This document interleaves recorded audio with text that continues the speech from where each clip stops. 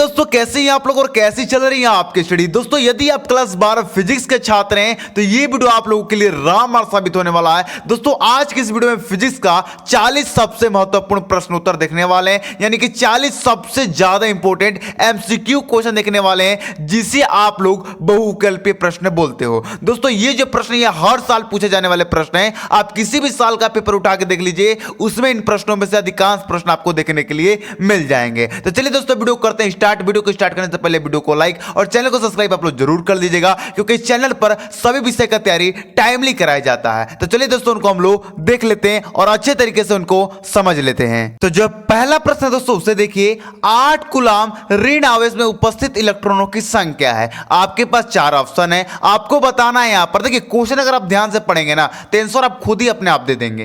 Question क्या कह रहा है, ध्यान से सुनिए। 8 कूलम ऋण आवेश में उपस्थित इलेक्ट्रॉनों की संख्या। चलिए इसे हम सॉल्व करते हैं। एक प्रकार का न्यूमेरिकल है। देखिए, यहां पर मैंने एक पेपर ले लिया है। सबसे पहले आप देखिए क्वेश्चन में क्या क्या चीज का मान दिया हुआ है। तो अगर क्वेश्चन में अगर आप देखेंगे ना बच्चों, तो क्यू का मान दिया हुआ है, यानी कूलम का मान दिया हुआ है 8 कूलम। क्लियर है यहां तक। अब देखिए, आपसे यहां पर ज्ञात करने के लिए क्या कहा जा रहा है, इलेक्ट्रॉनों की संख्या ज्ञात करने के लिए कहा जा रहा है, यानी कि एन का मान आपको यहां पर ज्ञात करने के लिए कहा जा रहा है। अब दोस्तों, आपको ई का मान तो मालूम है कि ई का मान क्या होता है, 1.6 गुणे 10 के पावर -19 होता है। इतना क्लियर है। अब आपको एक फॉर्मूला भी याद होगा, Q बराबर NE, या पहले चैप्टर में ही पढ़े हैं। ठीक है, ये फॉर्मूला याद है। अगर ये फॉर्मूला याद है भाई, तो ये तो न्यूमेरिकल आप लोगों के लिए हल हुआ है। ठीक है, हमें n का मान निकाल, इसलिए हम n इधर करेंगे, Q इधर भेज देंगे, तो n बराबर हो जाएगा Q/E।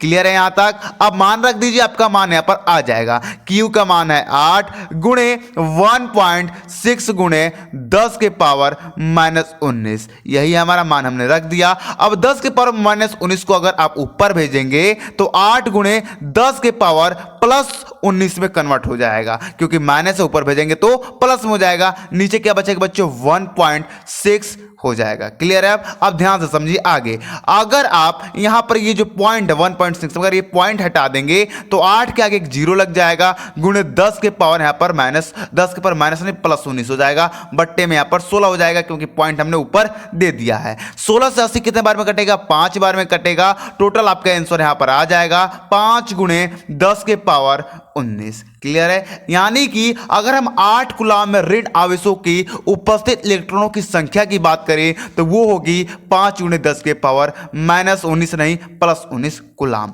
क्लियर है। चलिए देखते हैं हम ऑप्शन में है कि नहीं। तो देखिए दोस्तों, पहला जो आपका ऑप्शन है वही सही हो जाएगा, 5 गुणे 10 के पावर 19 कूलम। क्लियर है। आगे देखिए, आगे दूसरा क्वेश्चन है कि विद्युत क्षेत्र का मात्रक है। आपके पास ऑप्शन है कूलम प्रति न्यूटन, न्यूटन प्रति कूलम, जूल प्रति न्यूटन या न्यूटन प्रति मीटर। तो देखिए दोस्तों, इसका जो राइट ऑप्शन हो जाएगा वो हो जाएगा न्यूटन प्रति कूलम। क्लियर है। आगे बढ़े। आगे तीसरा प्रश्न है दोस्तों कि विद्युतशीलता, जिसे आप एप्सिलॉन नॉट भी बोलते हो, का एसआई मात्रक है। तो देखिए तीसरा का जब राइट ऑप्शन हो जाएगा कूलम स्क्वायर प्रति न्यूटन माइनस मीटर स्क्वायर। चलिए दोस्तों, जो हमारा नेक्स्ट क्वेश्चन यानी कि जो हमारा 4 नंबर प्रश्न है उसे देखते हैं। देखिए यहाँ पर 5 नंबर मैंने लिख दिया, तो ऐसा संख्या से कोई मतलब नहीं है, थोड़ा मिस्टेक हो गया, तो संख्या से नहीं, क्वेश्चन पर ध्यान दीजिए। देखिए, निम्न में से कौन सा विद्युत क्षेत्र का मात्रक नहीं है, निम्न में से कौन सा विद्युत क्षेत्र का मात्रक नहीं है। तो देखिए दोस्तों, यहां अगर हम बात करें विद्युत क्षेत्र का मात्रक नहीं है, तो इसका राइट ऑप्शन हो जाएगा आपका दूसरा, यहां पर वोल्ट मीटर जो है ये विद्युत क्षेत्र का मात्रक नहीं है। ठीक है। आगे बढ़े। आगे 6 नंबर प्रश्न है कि विद्युत फलकस का मात्रक है। यहां पर बताना है आपको कि यहां पर विद्युत फलकस का मात्रक कौन है। तो देखिए यहां पर इसका राइट ऑप्शन तीसरा हो जाएगा, वोल्ट माइनस मीटर। देखिए दोस्तों, जिस क्वेश्चन का आपको आंसर मालूम है उससे आप लोग कमेंट करके बताते रहिए, जिस तरह आपका रिवीजन भी हो जाएगा। और जिस क्वेश्चन का आपका आंसर नहीं मालूम है उसे क्या कीजिए, नोट करके अच्छे तरीके से तैयार कर लीजिए, क्योंकि आपके पास अब बिल्कुल भी समय नहीं है। चलिए दोस्तों, हमारा जो नेक्स्ट क्वेश्चन है उन्हें भी हम लोग देख लेते हैं। 7 नंबर प्रश्न देखिए, किस बिंदु पर विद्युत क्षेत्र की तीव्रता निम्न में से r अंश के अनुकरणपाती होगी। देखिए दोस्तों, बिंदु आवेश होगी या विद्युत दीर्घो होगी या आवेश का अनंत समतल चादर होगा या रेखीय आवेशित तार होगा। तो देखिए इसका राइट ऑप्शन आपका पहला हो जाएगा, बिंदु आवेश होगा। क्लियर है। आगे बढ़े। 8 प्रश्न है कि विद्युत फलकस का मात्रक है, तो आपका वोल्ट गुणे मीटर आपका विद्युत फलकस का मात्रक है। ये काफी ज्यादा इजी क्वेश्चन है। ठीक है। आगे देखिए, ओके ताप पर शुद्ध अर्धचालक है तो आपका यहाँ पर विद्युत रोधी हो जाएगा, विद्युत रोधक हो जाएगा, चाहे विद्युत रोधी बोलिए, बात तो एक ही है। आगे बढ़े, चलिए 10वां प्रश्न है कि विद्युत क्षेत्र ई वेक्टर में पी वेक्टर आगुण वाले दीर्घों पर लगने वाला बल आगुण होगा, तो इसका आपका तीसरा ऑप्शन सही हो जाएगा, पी वेक्टर गुणे ई वेक्टर। क्लियर है बच्चों? आगे बढ़े, 11वां प्रश्न है कि विद्युत विभव का मात्रक है, तो देखिए विद्युत विभव का मात्रक की अगर बात करें तो यहां पर जूल प्रति आपका कूलाम हो जाएगा। क्लियर है? चलिए दोस्तों, जो हमारे नेक्स्ट क्वेश्चन है उन्हें भी हम लोग देखते हैं, अच्छे तरीके से समझ लेते हैं। दोस्तों मेरा टारगेट है इस वीडियो पर आप कम से कम 200 लाइक करा दीजिए, क्योंकि वीडियो बनाने में बहुत ज्यादा मेहनत लगता है। अगर आप 200 लाइक करा देंगे तो इसका मैं पार्ट 2 वीडियो आज ही लेके आ जाऊंगा, जिससे आपका काफी ज्यादा हेल्पफुल होगा। ठीक है, तो चलिए दोस्तों हमारा जो नेक्स्ट क्वेश्चन है उसे भी हम लोग देख लेते हैं। 12वां प्रश्न है कि E बराबर O तीव्रता वाले विद्युत क्षेत्र में विभव V की दूरी R के साथ परिवर्तन होगा, तो इसका चौथा ऑप्शन बिल्कुल सही हो जाएगा, V R पर निर्भर नहीं करेगा। क्लियर है? आगे बढ़े बच्चों, आगे 13वां प्रश्न कि एक बेलनाकार चालक के प्रतिरोध एवं विशिष्ट चालकता का गुणनफल निर्भर करता है, तो ताप क्रम पर निर्भर करता है, ये आप सभी लोगों को मालूम है। ठीक है, आगे 14वां प्रश्न कि गतिशील आवेश उत्पन्न करता है, या इसी क्वेश्चन को पूछ दिया जाएगा कि धारावाही चालक के चारों ओर उत्पन्न क्षेत्र होता है। बता दीजिए इसका राइट ऑप्शन, कमेंट कीजिए, बहुत इजी है। इसका तीसरा ऑप्शन सही हो जाएगा, विद्युत तथा चुंबकीय क्षेत्र दोनों। क्लियर है? आगे बढ़े, देखिए दोनों ही गतिशील आवेश उत्पन्न करते हैं। क्लियर है ना? चलिए आगे हम बढ़े, आगे हमारा 15वां प्रश्न कि चुंबकीय क्षेत्र का मात्रक होता है, तो देखिए चुंबकीय क्षेत्र का अगर मात्रक की हम बात करें यहां पर, तो आप लोगों का हो जाएगा वेबर प्रति मीटर स्क्वायर। क्लियर है? चलिए दोस्तों हमारा जो नेक्स्ट क्वेश्चन है उसे भी देखते हैं और अच्छी तरह से भी हम लोग समझ लेते हैं।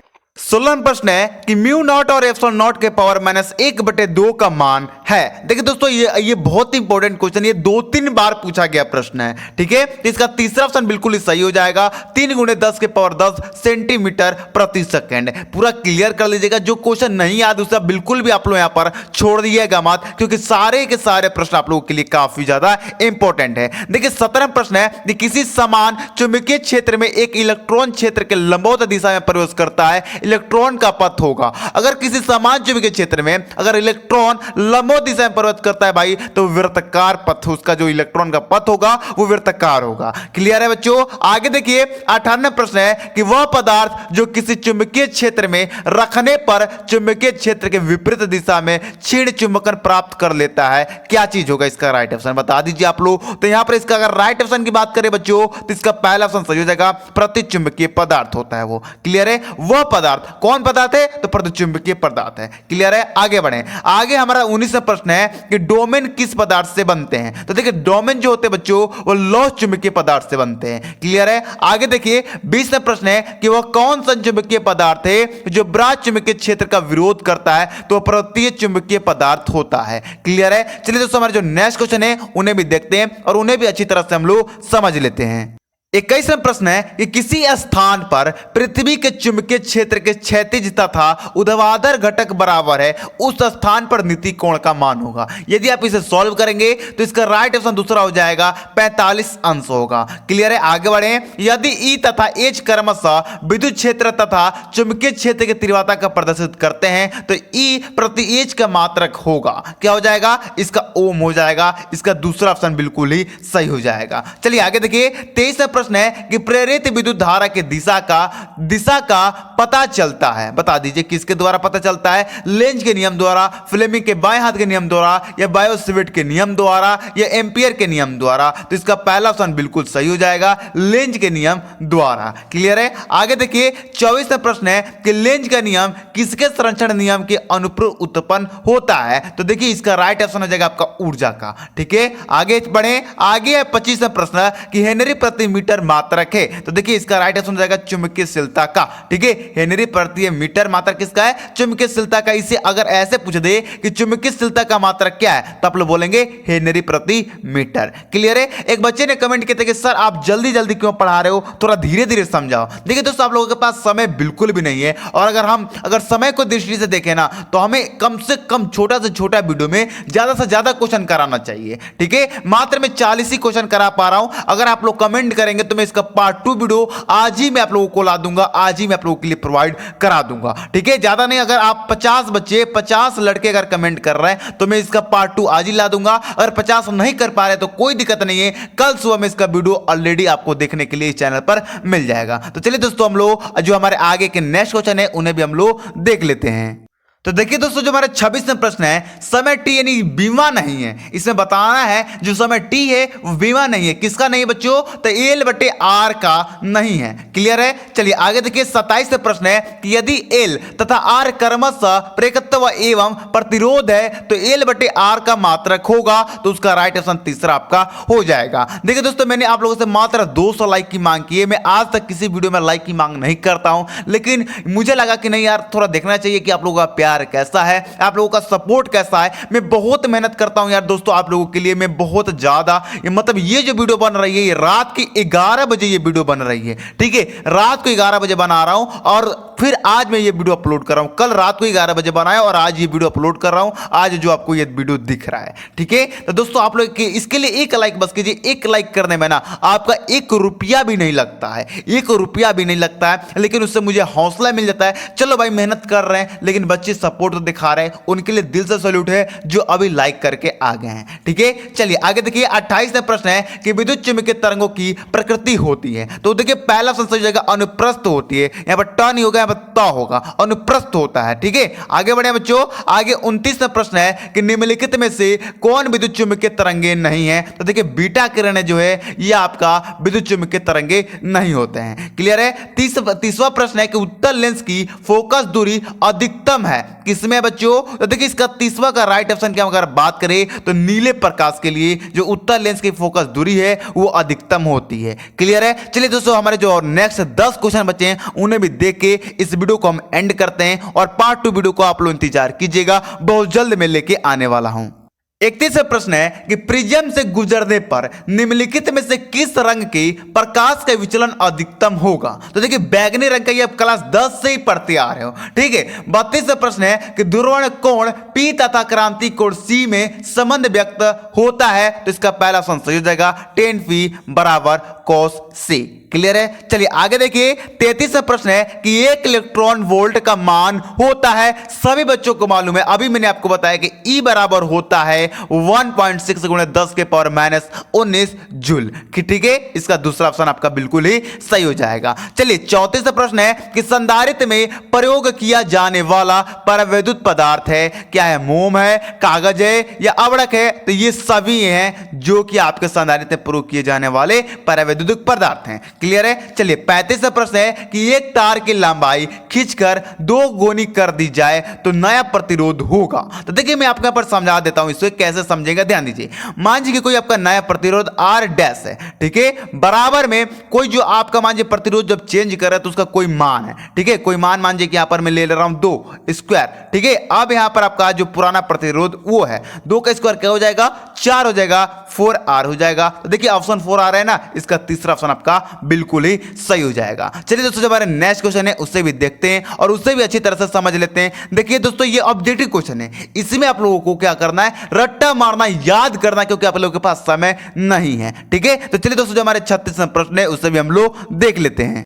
36वां प्रश्न है किलोवाट घंटा किसका मात्रक है। तो देखिए, किलोवाट घंटा अगर बात करें तो ये विद्युत ऊर्जा का मात्रक होता है। इसका पहला ऑप्शन बिल्कुल ही सही हो जाएगा। किरचॉफ का प्रथम नियम आधारित है। तो देखिए, आपके पास ऑप्शन है ऊर्जा संरक्षण का, द्रव्यमान संरक्षण का, आवेश संरक्षण का, ये इनमें से कोई नहीं, तो इसका राइट ऑप्शन आपका तीसरा हो जाएगा। किरचॉफ का प्रथम नियम आवेश संरक्षण पर आधारित है। अब आप कमेंट करके बताइए किरचॉफ का द्वितीय नियम किस पर आधारित है। क्लियर है? चलिए, और ये भी बताइएगा कि किरचॉफ का जो प्रथम नियम है इसे और किस किस नाम से जाना जाता है। ये मैंने आपको पढ़ा है, किरचॉफ के प्रथम नियम और किरचॉफ के द्वितीय नियम, दोनों ही मैंने आपको पढ़ाया है। ठीक है, चलिए 38वां प्रश्न है कि चुंबकीय फलपथ घनत्व का मात्रक है। तो आपके पास यहां पर ऑप्शन है टेस्ला है, वेबर मीटर है, न्यूटन प्रति ए वेबर, एम्पियर माइनस मीटर है। तो देखिए, ये सभी जो है ये चुंबकीय फलपथ घनत्व के मात्रक हैं। क्लियर है? आगे देखिए, आन्योन प्रेरणा का एसआई मात्रक होता है बच्चों, हेनरी होता है। क्लियर है? आगे देखिए, लास्ट प्रश्न है कि सबसे अधिक सर्वाधिक आवर्ती की विद्युत चुंबकीय तरंगे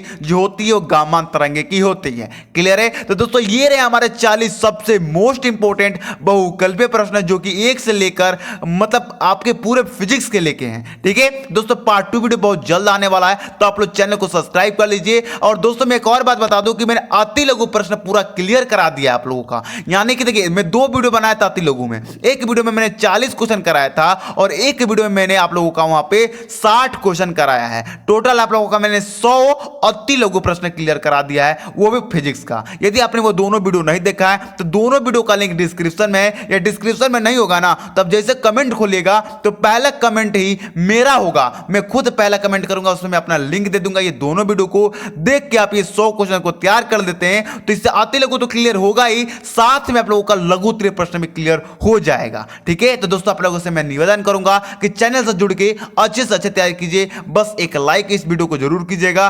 200 लाइक की टारगेट है तो 200 लाइक आप लोग जरूर पूरा कराइएगा। चलिए दोस्तों मिलते हैं आपको अगले वीडियो में। जय हिंद, जय भारत।